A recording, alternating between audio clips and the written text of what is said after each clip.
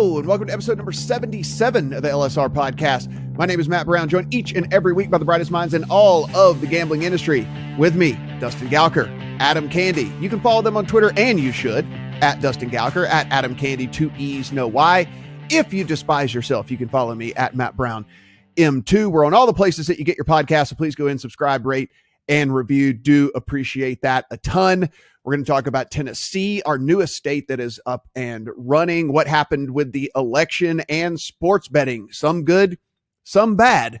But let's go ahead and kick off this thing here with, election betting. And it is a very big thing. We have talked about that it is legal overseas. And so it is something that we, it's not like we're totally gray market here. It is legal overseas, and it is getting an incredible amount of action. We are seeing the numbers come out of, places like Betfair and stuff like that, saying that this could be the biggest wagered event, single event of all time for them. And we know that there were hundreds of millions of dollars just at Betfair alone that got matched in that exchange over there as far as getting action down on the elections. And so, Dustin, one of the things that happened, which was fairly interesting throughout the course of all this, of course, Joe Biden goes in as over a 2-1 favorite.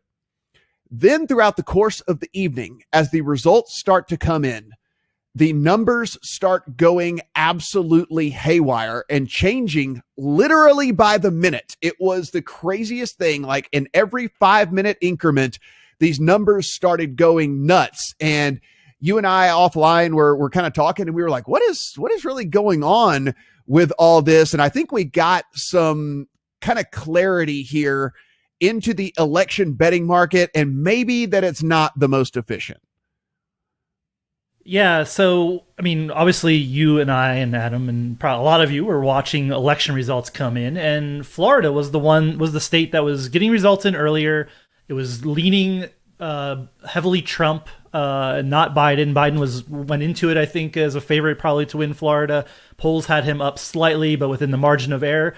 And that started moving a lot of money onto Trump, probably both casuals and sharps, just from what we see on Twitter of sharps talking about their action and what they were doing. So there was a lot of, that started the trend of moving toward betting on Trump. And then we had early results in states that have now been declared for Biden, like Wisconsin and Michigan. Those looked good for Trump early on as well. So just money came flooding on. It was up to minus 700, I think, is the biggest price we saw on Trump to win during the night.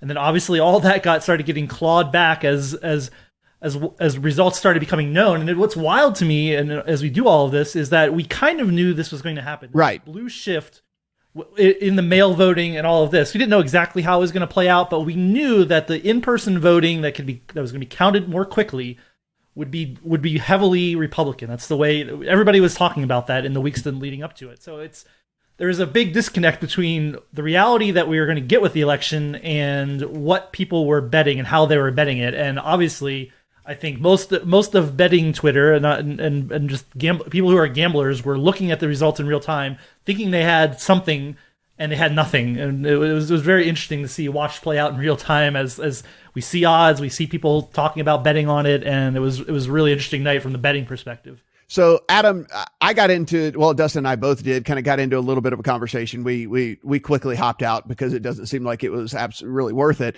But talking about there were a bunch of people who were talking about, no, the election betting market is efficient. And I was like, no, I think you're confusing popular with efficient. Like they kept talking about how much money was into the market. And I'm like, yeah, okay. The lead in has been a year. So, this has been taking action forever, for one thing, as far as the amount of money that goes in. And then two, there's a very big difference between something being popular to bet on and being efficient. And I think what we saw play out, and there was still defense of the market being efficient, but in no way, shape, or form does anything sway $9 one way or the other based off of limited information and ever be considered an efficient market. And if you want to take this back to like a football analogy, what was going on, and Adam, you have a bigger, insight into this coming from the political world as anybody, but it's basically like you were betting in game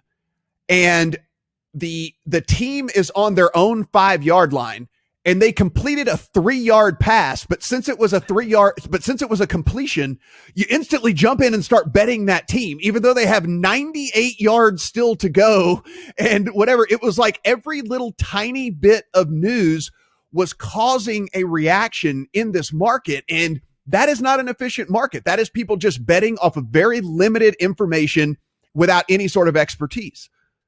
So let me take that analogy and twist it around just a little bit and say that limited information was only if you jumped in on election night.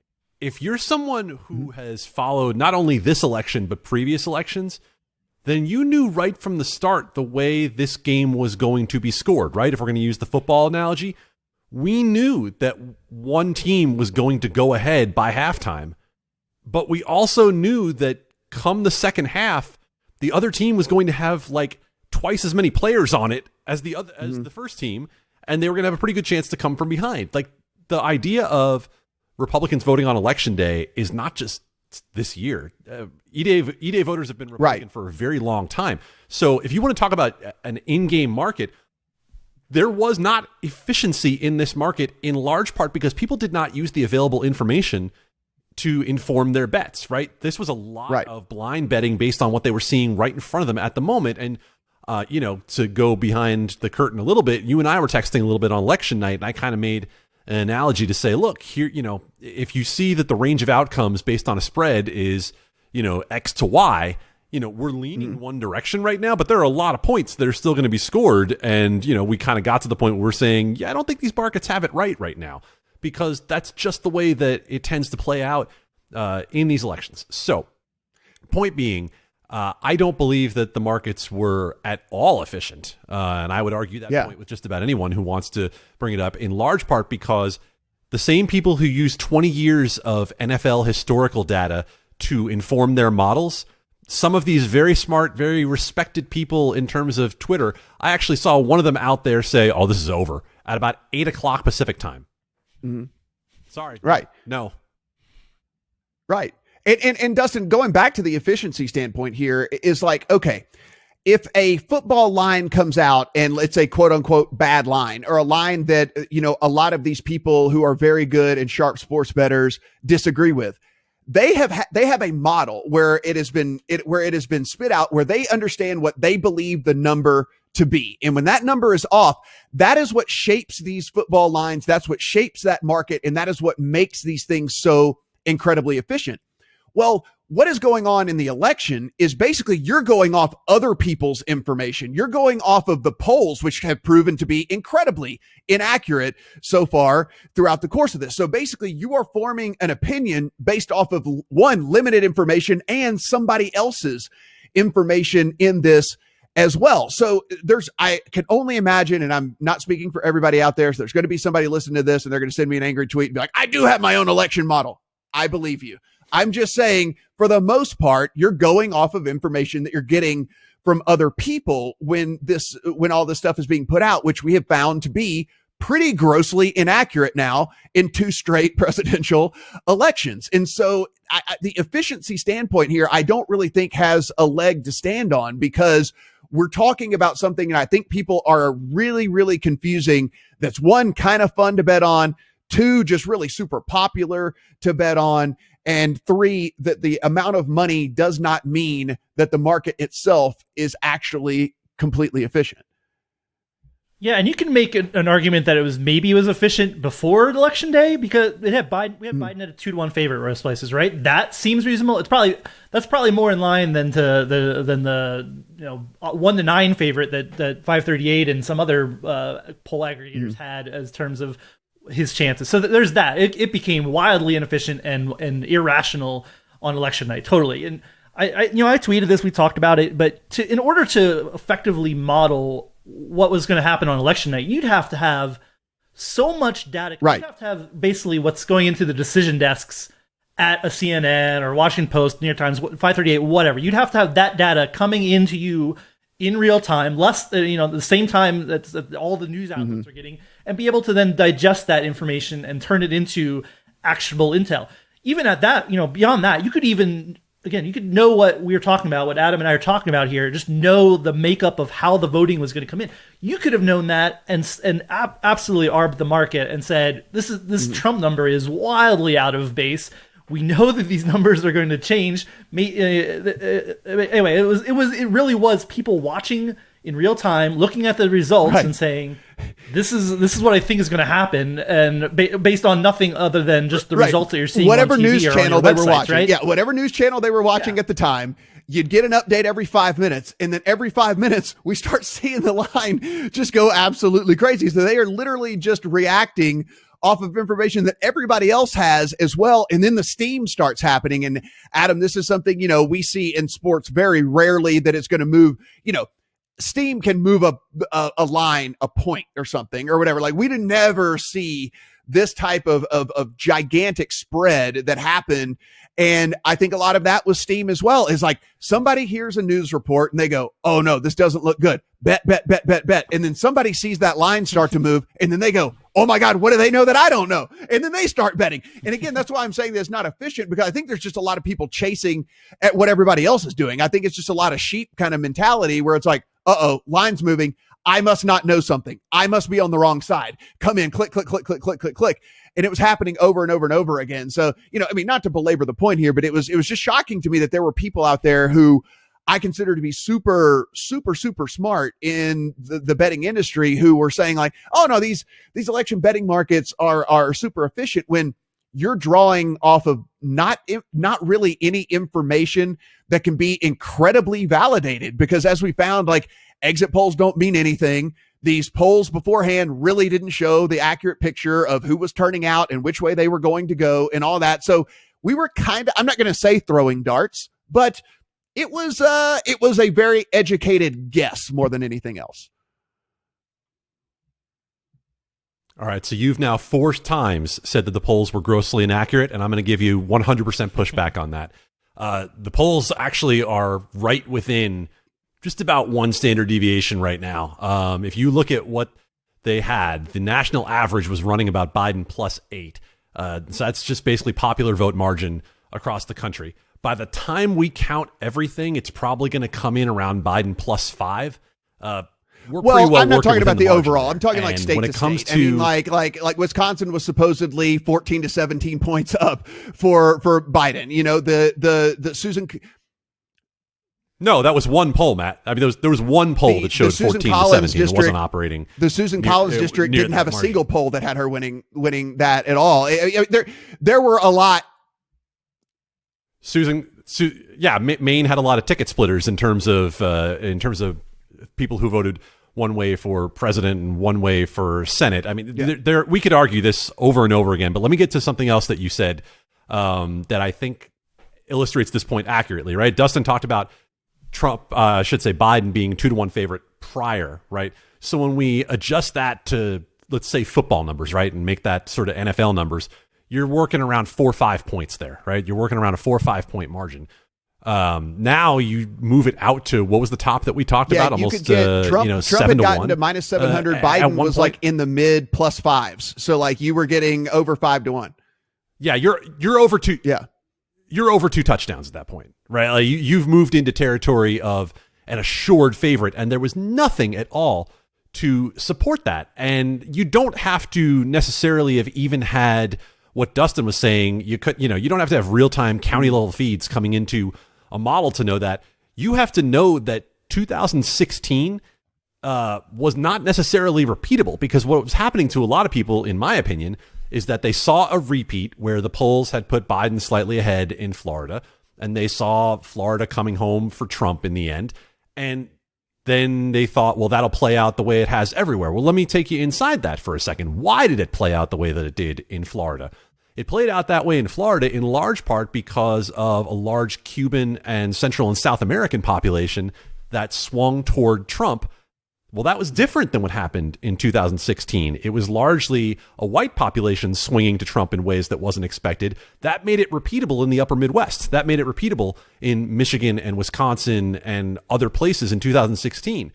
That was not the case at all in terms of even the initial data that we had coming in. I mean, by 7 o'clock, by the first results coming in, we had information that Miami-Dade County, the Cuban vote was going to be strongly in favor of Trump. Well, there's not that same level of Cuban vote in the upper Midwest. So I don't necessarily even think that people were operating at an information deficit. I think they were out of their own markets. They were out of what they're used to. And the information was there if you wanted to use it. The information absolutely was there. I mean, you texted me at one point during the night and asked what was going on, and I thought I thought to myself, I wish we had legal markets on this, because trust me, I'd be making a fortune when it got to plus $5, that was like, I wish I lived in Europe and had 10K in my account right now. Like that was like that was the ultimate betting opportunity. There's no doubt about it, which is a good segue into this, right? So we are talking about European markets. We are talking about offshore markets here. We're not talking about markets that are available in the United States. We still do not have election betting. And basically, I think at this point, there's going to be a pretty big groundswell to get at least some sort of movement towards it, with a lot more players involved now. And then when these numbers are finalized, Adam, it's already staggering, but like when we get the final reports on these things, it is going to be unbelievable how much money was changing hands here. And so basically the question is, should we have it? Because this is a Super Bowl level plus event that is getting all of the money elsewhere, as opposed to here. And we keep talking over and over again. We say, hey, the reason there's legal markets, let's keep the money here. Let's do let's keep the tax dollars here. Let's get the jobs going, like all the things like that. And we're letting hundreds and hundreds and hundreds of millions of dollars get done on this elsewhere. What is your opinion on election betting in general? And what do you think that the thoughts are moving forward from a legality standpoint? Just to put some numbers to what you're talking about, I mean, Betfair's conservative estimates are going to be $500 million on this. And that's before we start talking about the illegal offshore markets. And, you could probably easily add another 500 million to that and get to $1 billion event here, and say that you're looking at potentially the largest bet on event every 4 years that you'll ever see. It could just keep growing and growing and growing. There are going to be calls for it in the United States, right? Anyone who's potentially legalizing and looking at tax revenue is going to say this is already happening and we should allow Americans the opportunity to do it legally here. And I could not disagree more. I am 100% against the idea of election betting by the residents of one country on their own election. The idea of voting is based on voting your preference, your conscience, your ideals, your values, whatever it might be. It is not based on voting your idea of how you can make money on someone. And I think the ability for the vote to essentially be manipulated to the markets in some way.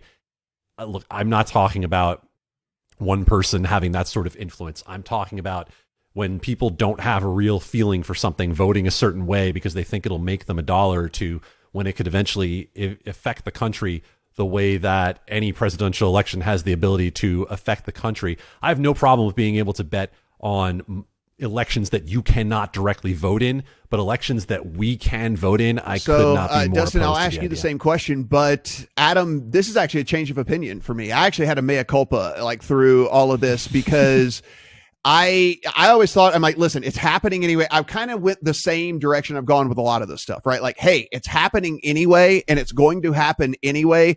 We might as well go ahead and make it legal here. But then the more that I really, came around and started to look at this, just like you said, someone is going to start voting not based off of any principles or ideals or any kind of anything at all. They're just going to bet the underdog, because we know people don't bet favorites, right? They're just going to bet the underdog at plus money. And then they're going to go vote for that guy because they want to help their cause, like somewhere along the way, to try to make money. So what we have here is possibly a lesser qualified candidate who comes in at plus money because they're the underdog, and someone that looks like they're going to lose the election because maybe they don't, they're not qualified. Maybe they're, not as popular or whatever it might be. But there's a guy who wants to turn his 100 into 300. And the next thing you know, he goes and votes, and then someone else does the same thing. Someone else does the same thing. So I actually came around on this in the last 3 days. I was always very, very, very in on the idea of election betting, strictly from the aspect of, hey man, look, it's happening. We might as well go ahead and reap the benefits of it. But then when you think at what underlying cost, and that is kind of where I've changed my opinion. So I've actually come around as well. Dustin, what say you? Yeah, I mean, I'll come in from more of a pragmatic point of view too. Like, I just don't see it happening. Honestly, we talked about it on this podcast a long time ago when it happened in West Virginia, and the backlash that happened when regulators said, yes, we're going to have betting, and then everybody involved in government is like, what the heck are you doing? You can't do this. And that's not even to mention possible problems with the federal law. We're not going to change federal law to specifically allow election betting. That's not going to happen. So the only point that I come at it from is, yeah, this is a win for offshores, right? I had people across Twitter and even outside of Twitter, people I know from back home in Pennsylvania, like talking about betting markets, and we're talking Bovada, BetOnline, BetCris, all these sites. They're not getting the UK ones; they're getting the ones that you can see here in the US and who are promoting it. And that's the, I guess, the shame of it. But I agree. I just don't want to see election betting, and maybe we're all prudes about it. But I do think it's weird, and I don't want to bet on it either. I just have no desire to have betting on it myself, just personally. I do wish there was some way to stop offshores from getting all the publicity from it, but It is what it is, and I think the other part of it is we don't copy everything that offshores do, right? Yes, they can offer these things that we can, although we saw candy eating contests in some legal markets in the U.S. that you could bet on crazily. But not every single thing that offshores do. And it was a big event from a betting perspective. One offshore said it was bigger than the Super Bowl for them, which, great. That's not a ton. I mean, still, the Super Bowl is a big acquisition point. A lot of money comes through. Sports with the United States will survive without election betting, with the millions of other things that you can bet on legally and that are actually sports. And Adam, I think to kind of put a bow on this, look, it's every 4 years. It's not like it's every single year. So we're not shipping $1 billion out the door every single year, and so, to me, like Dustin said, maybe we're prudes a little bit. I don't know, but I don't think the juice really is worth the squeeze. And I know bookmakers would tell me otherwise because they want the action. I get it. And listen, this is the world we live in as well. So we can't have it all. If the offshores, if this is where if they rake in the money every 4 years on these elections, whatever, so be it, right? I mean, like, I'm not going to fault them for doing what they do. It is a really good way for them to make money every 4 years. So, good on you that you're able to do that. But I'm with you. And again, this is a very new opinion for me. So I've only had about 72 hours to really kind of to dial in the way I feel about this. But yeah, just kind of seeing how this is all played out and how kind of crazy this could be and how razor thin some of these decisions could be. Do we want decisions being made in certain states because a few thousand extra people decided to show up because they want to chase their $25 parlay? Or, what I'm saying? It's just, it doesn't seem to me kind of like the quote unquote American way. So let me add to that with the idea of voter fraud. We see all these baseless, and when I say baseless, I mean 100% without any evidence, not true in the slightest, claims being thrown out there about voter fraud. It would only take a few of them to change the perception of that in the mainstream. You want to find something that's going to lead to the perception of integrity issues? Make it the fact that we can legally bet on the election. Make it the fact that people can make money on this. That would absolutely be a way to do this. To make a second point to the offshore idea, could there be a more natural case for the federal government, at least in one instance, to truly step in when it comes to offshores? Right? If there's one moment where the federal government could say, we're going to at least rattle cages a little bit on the idea of accepting bets from the U.S. illegally, this could be it. Like, this would be the way. Offshore doesn't necessarily have to be pitted against the legal market when it comes to this. Like, offshore could be told, even if they decide to ignore it, they could be told that there is potential enforcement to come against them for this. So we said all along that the offshore market is going to have a place. This might end up being its place in a way that the legal market should not keep up with. So one of the other things that came out of Election Day, outside of all the stuff that we just talked about, is we do have some people that were on the ballot, people in Louisiana, people in South Dakota, people in Maryland, that were voting on whether they wanted sports betting to happen within their state. Dustin, we know that the Louisiana vote was going to be parish to parish, not the same for Maryland. And then it seems there's a one specific place in South Dakota, which then opens up to some of the Indian casinos up there. But how did everything turn out, and what is the future for those three states? It was a good night for sports betting. The 3 states that we were tracking, they all passed referendums that would legalize sports betting: Maryland, Louisiana, and South Dakota. There's work to be done on the obviously the 2 bigger states there. We have Maryland just changed their constitution. They have to come back in the new year and pass enabling legislation and regulation. So they look like they'll probably do that, but they still have to do that. So it's not like we're on the clock for Maryland sports betting. Louisiana, much the same. Parish by parish, we have 55 of 64 parishes that said, yes, they have to go back and get this ready and what it looks like in Louisiana. South Dakota, pretty minor, but obviously still a win when we have more sports betting. You can go to the town of Deadwood and bet on retail locations in Deadwood if you ever have a reason to be in South Dakota and go gamble. So that's what we have. Obviously, we are expanding. Good. It's great to see the expansion of states, and just more generally, like gaming measures across the board. We're passing. We got Nebraska casinos. We got the 4 referendums in cities in Virginia. The casinos are coming. We're basically to the world where there's no more. The moral opposition to gambling, it seems, kind of gone, right? We're just passing gambling referendum and legislations willy-nilly everywhere we go. But yes, the bottom line, sports betting coming to several of those states, and obviously more legislation coming in 2021. And Adam, I mean, we understand that the Louisiana law as it is right now is not going to allow for mobile, but let me say this though, it is still a pretty massive win for that state and a pretty big hit onto Mississippi. There were a massive amount of people driving over from New Orleans over to bet in Biloxi. I've talked to the sportsbook director down there, to a couple of different ones, who said they estimate that it may be even as high as during football season, as high as 1/3 of all their bets coming from people from Louisiana, specifically the New Orleans area. We know that there's casinos in New Orleans. There will be sports betting in New Orleans, so that money will be staying home. Then the other thing, Shreveport in Northwest Louisiana is a 2.5-hour drive from Dallas, and Lake Charles in Southwest Louisiana is about a 2-hour drive from Houston.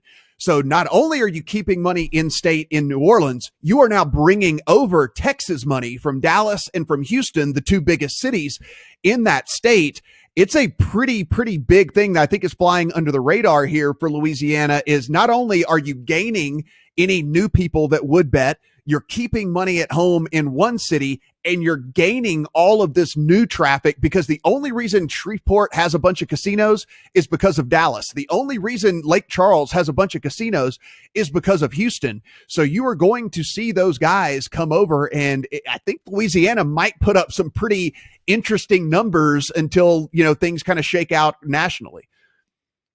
Okay, cover your ears for this part if you don't want to hear it. Right now, if I could go to Louisiana and bet an LSU football over, I absolutely would, because Bo Pelini's defense is just a cash register. This is true. This is true. Sorry, I had to. I think the idea of Texas has definitely been underplayed thus far, even by us.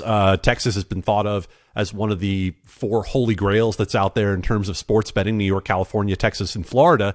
And we see that Texas is probably not going to have any legislative momentum to legalize sports betting anytime soon. So that certainly makes a big difference in terms of Louisiana.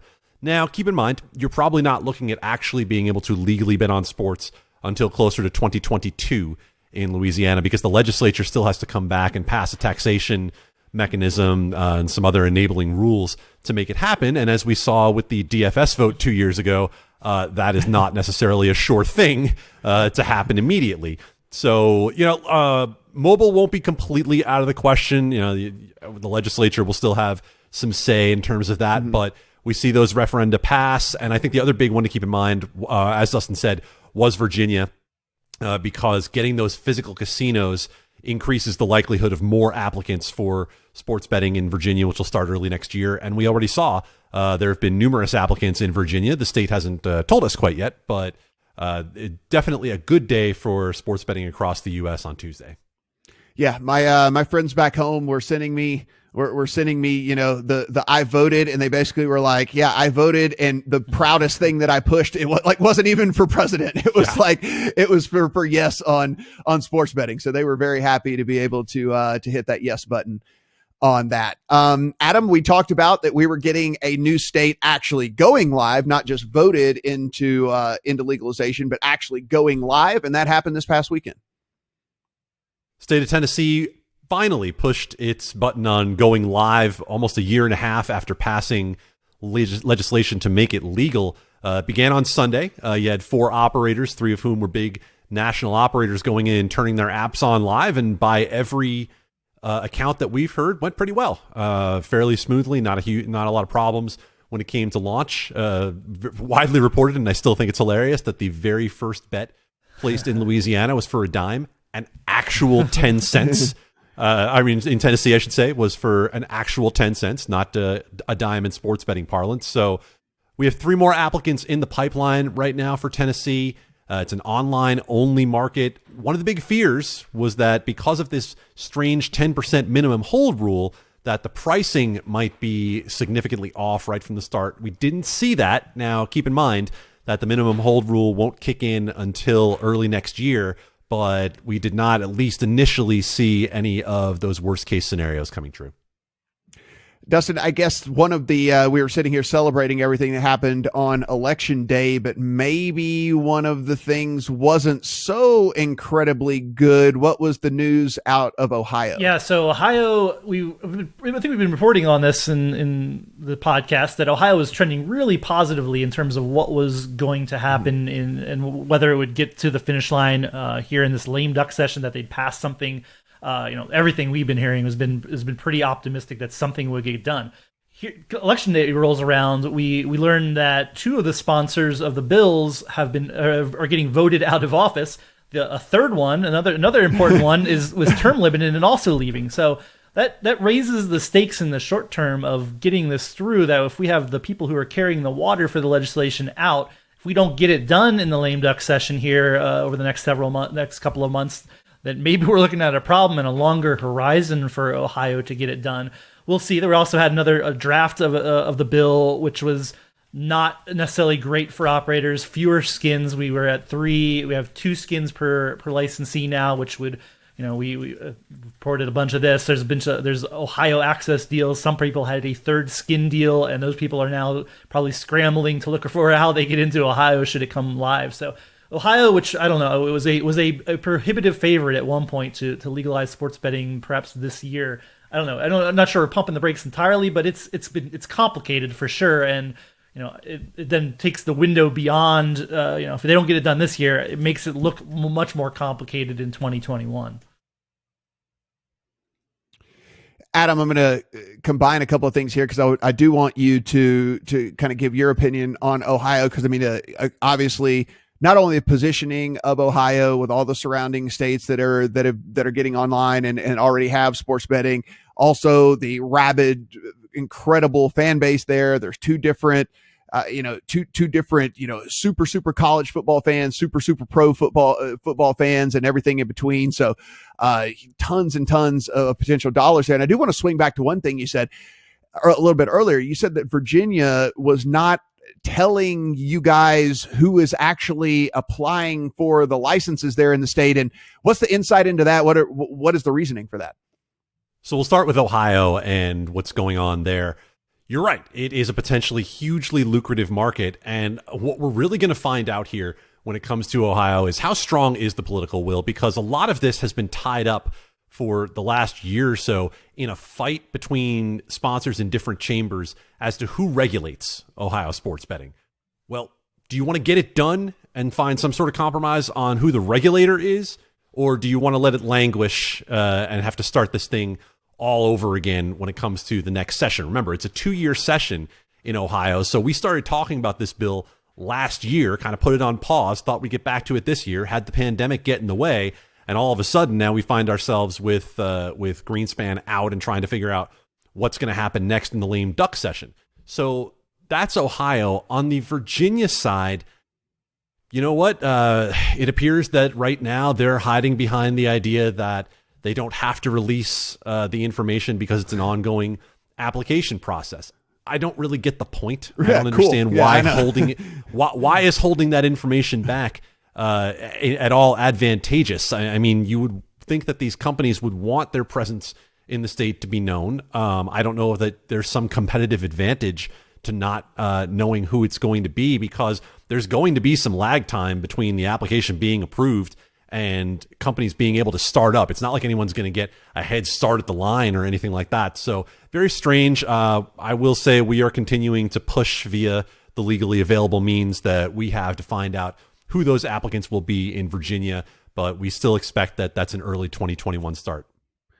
Dustin, we know that Barstool Sportsbook has been open for a few weeks now. We kind of followed how that all went. We took a look at their app. You and I both kind of went through it and said, it's a decently, it's definitely a decent app. It certainly looks good, functions perfectly fine. I did like the little slider thing that they had on there where you can basically, we all know about alt lines and alt totals, but you basically have to go look those up if you want to do those. Instead, they say, do you want to change the line? And you can just slide it however you want to, slide the total. I thought that's a pretty cool thing, especially for beginners, right, who don't even have any idea about what alt totals and alt lines are.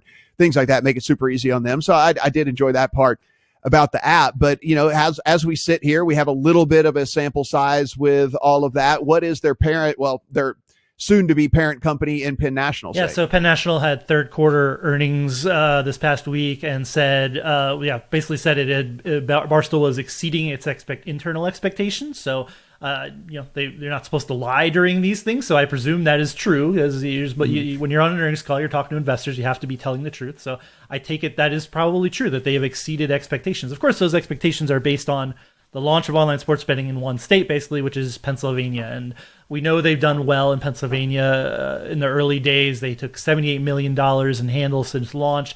My back of the envelope math puts them at clearly probably number 3 behind DraftKings and FanDuel, and that's a pretty good starting point if you're launching a sports book. And if you can replicate that or exceed that everywhere where you launch, then you really do have something, I think, there. So. They've also said that they plan to be everywhere where you can have online casino and online sports betting possible. They'll have that by the end of 2021. Obviously, earlier the better as you're trying to compete, but that is a lot. You have online casino in New Jersey and Michigan. Michigan on its way either later this year or early next, and we have, Penn does have an online casino already. I presume that means they're going to be branding it Barstool Casino as well in Pennsylvania. And then you have online sports betting, obviously, in a lot of states and an increasingly growing number of states. So, we're still basing a lot of Barstool on a small sample size in Pennsylvania, but so far that sample size looks pretty promising. And I think, like you said, is the truth. I mean, you don't necessarily have to be number one to have a space in this industry, right? So, I mean, if you are, because at this point, anybody right now is battling to be the number 3. I mean, we already know who the big 2 are and are going to be the big 2 in pretty much every market for the time being. Now, that's not to say that they cannot be taken over, but Adam, look, at the end of the day, we're going to report on what we get, and we're going to report on how things look, and we're not going to sit here and be biased about this. This is good news for Barstool, I think, at the end of the day, because I mean, if you can come in and be number 3 in some of these markets, and then maybe you start to do some sort of catch up along the way, there is a spot for more than just DraftKings and FanDuel, as we've said multiple times. Without question, there's going to be profitability for a number of operators in the long term, but the question is, where is the fight for number 1 and 2, really? And we know that FanDuel and DraftKings are out there nationally right now. It's nearly 2/3 of the market. They are blowing through a gigantic pile of marketing cash to get to that point. And thus far, the first 2.5 years of legal sports betting in the U.S. has been very sticky as the analysts like to say, right? People have not been bonus hunting. They have not been jumping between operators. That's not to say that it'll stay that way. 5 years from now, we could be having a discussion saying, we have no idea where BetMGM, PointsBet, Rivers, or anyone else came from to become number 2 in the market. It does seem that FanDuel and DraftKings have a significant advantage thus far, but that could change going forward. Barstool has executed a plan in Pennsylvania, and kudos to them. And like Dustin said, yes, a lot of the information is coming from them, but like you said, when it's a matter of us just reporting the information, sometimes we are just sort of putting a pin at a point on the map and saying, okay, so in October, November 2020, you told us you were here. And if you come back later, a year from now, and the results look significantly different, then we have the right to then say to you, so what changed? That's just the way the coverage works for Barstool and for everybody else. And so we'll see. And Dustin, to put a bow on this, I mean, if you're Penn, you pretty much need Barstool to perform right now, right? I mean, we know tourism is down everywhere. People are not traveling. People are not going to casinos as often as they used to. And there's a lot of that going around. So, I mean, frankly, if you're Penn, you're not banking on Barstool necessarily, but you certainly need them to be doing pretty well, because the other parts of the business, at least for, I think conservatively over the next year, if not 2, is probably going to be down. Yeah, and I mean, we're talking about stuff we've talked about before, but the value of Penn National right now is very much tied up in Barstool. It is not based on, it's based on Penn National's footprint and online gambling and sports betting. They have casinos in a lot of states. They have the license that they're going to get in all those states. The valuation and the share price, and in the last several days, the share price has gone back up after hitting some lows recently.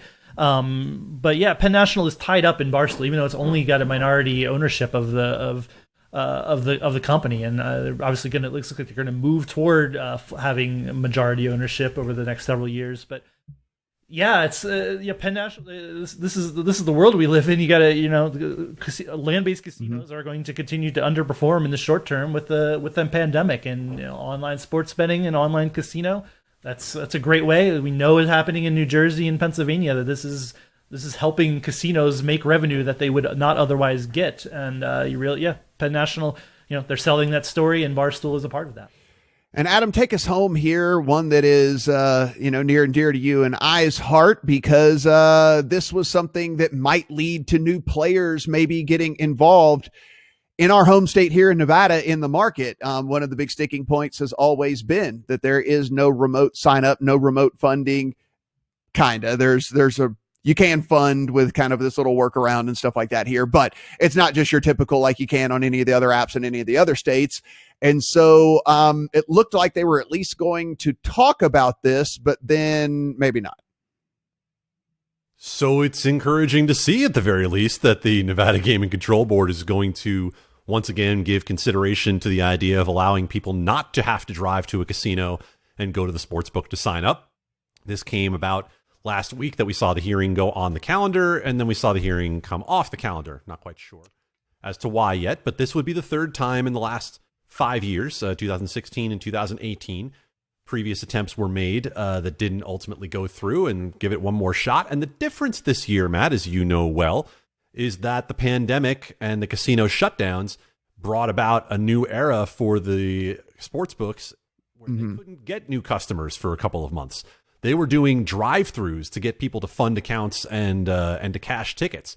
It was, necessity being the mother of invention for the Nevada sportsbooks. And so when we talk about remote registration in Nevada, we know that MGM and Caesars and Wynn all want it. They have it everywhere else. They want it here as well. It has largely been 2 operators, Station and William Hill, who have been fighting it. William Hill has a huge retail presence, a number of deposit locations in bars, and Station, of course, is the locals-based casinos that gets all of its traffic based on the people who live here going to casinos in the neighborhood. So they want people in the door, and they feel like that's their advantage when it comes to sports betting. So what will win out? Will it be the greater good of allowing everyone to have remote sign up and funding and be able to compete with the rest of the country?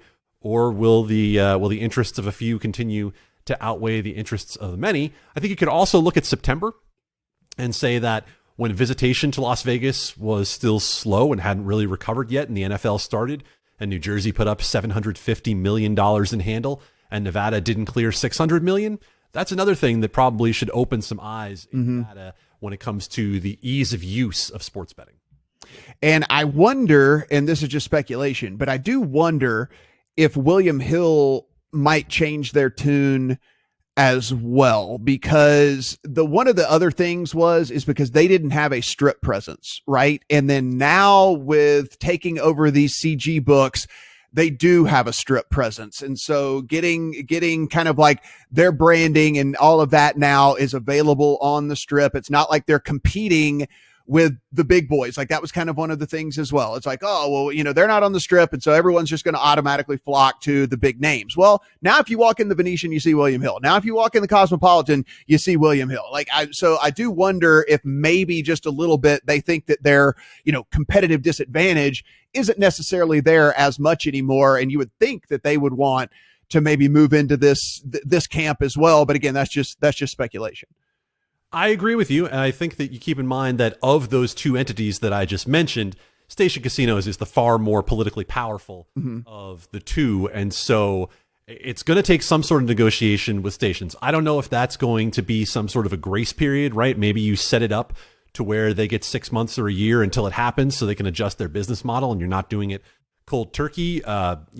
Maybe there's a cap. I don't know exactly how you might be able to do it, but at some point, for the greater good of Nevada, I hope that the Gaming Control Board can see the light on remote registration and funding. Guys, as always, please go in, subscribe, rate, and review. All the places that you get podcasts, Apple, Spotify, Stitcher, Google. Really do appreciate that. Helps us climb the charts, helps more people find this podcast, and we can spread the good word of everything. You should definitely follow Dustin at Dustin Gouker on the Twitter machine. You should follow Adam. That is Adam, 2 E's on Candee, no Y, over on the Twitter machine. And if you honestly dislike yourself so much, at Matt Brown, M2, over on the Twitter as well. Mainly bad sports takes, but I'm here to entertain. All the stuff that we talked about here on the podcast, you can find over at legalsportsreport.com as well. So be sure, great work going on over there by everybody, Dustin, Adam, and their team, getting things up on the site. So really do go in, read these things in depth so that you can get every little nook and cranny of what is going on. For Adam, for Dustin, I'm Matt. Talk to you guys next week.